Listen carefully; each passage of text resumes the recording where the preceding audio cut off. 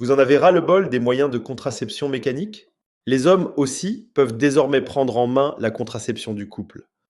Nous allons discuter avec cette courte vidéo d'un sujet d'actualité dans notre société moderne, la vasectomie.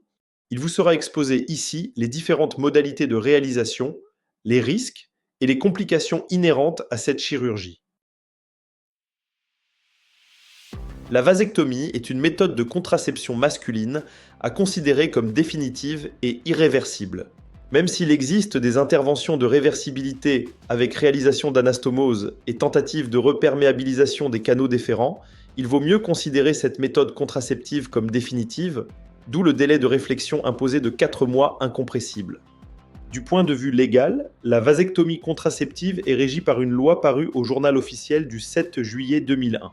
C'est une opération chirurgicale qui consiste à ligaturer les deux canaux déférents pour empêcher les spermatozoïdes de se mélanger au liquide spermatique. Il n'existe pas d'autre méthode de contraception masculine validée et fiable actuellement en dehors de l'utilisation du préservatif.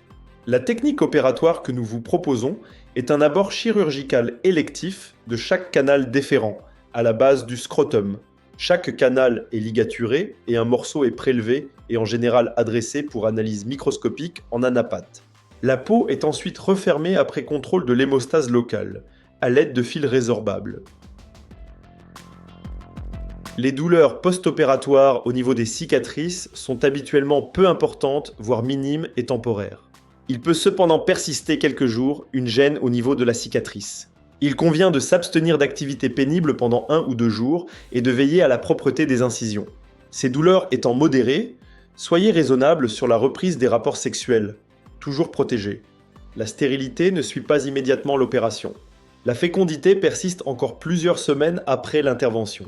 Vous réaliserez d'ailleurs un spermocytogramme de contrôle 3 mois après, afin de confirmer l'efficacité du geste et de pouvoir suspendre la méthode supplémentaire de contraception. La vasectomie ne modifiera que très peu votre sexualité et votre vie intime. Elle est efficace dans 99% des cas.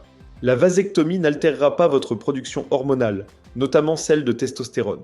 Elle ne modifiera pas non plus la qualité de vos érections ou des orgasmes. Seul le volume de l'éjaculat pourra être diminué, mais souvent de façon imperceptible.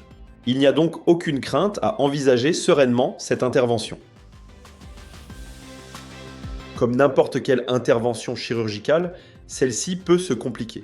Parmi les complications usuelles, une infection locale ou plus généralisée pourra se constituer, notamment en cas d'hygiène locale précaire. Citons également un saignement cicatriciel avec constitution d'un hématome scrotal. Parmi les complications générales, il existe un risque de phlébite et d'embolie pulmonaire ou d'allergie. Revenons sur ce risque d'hématome post-opératoire. La plupart du temps, il ne nécessite pas de consultation, surtout en l'absence de douleur ou de tension de la bourse.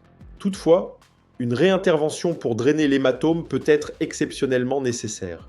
Enfin, un échec de la vasectomie, à distance de l'intervention par reperméation des canaux déférents, nécessitera éventuellement une réintervention. En conclusion, la vasectomie, ce n'est pas une fin, c'est juste une nouvelle façon de prendre les choses en main. Si cette vidéo vous a fait réfléchir, sourire, ou les deux, souvenez-vous que la meilleure contraception, c'est celle que l'on choisit en conscience. C'est une méthode simple, efficace, et ça n'enlève rien, sauf le stress inutile. On ne coupe pas l'envie, on coupe le risque. Si vous voulez plus de vidéos qui piquent la curiosité sans piquer le reste, pensez à liker, à vous abonner et à cliquer sur la cloche.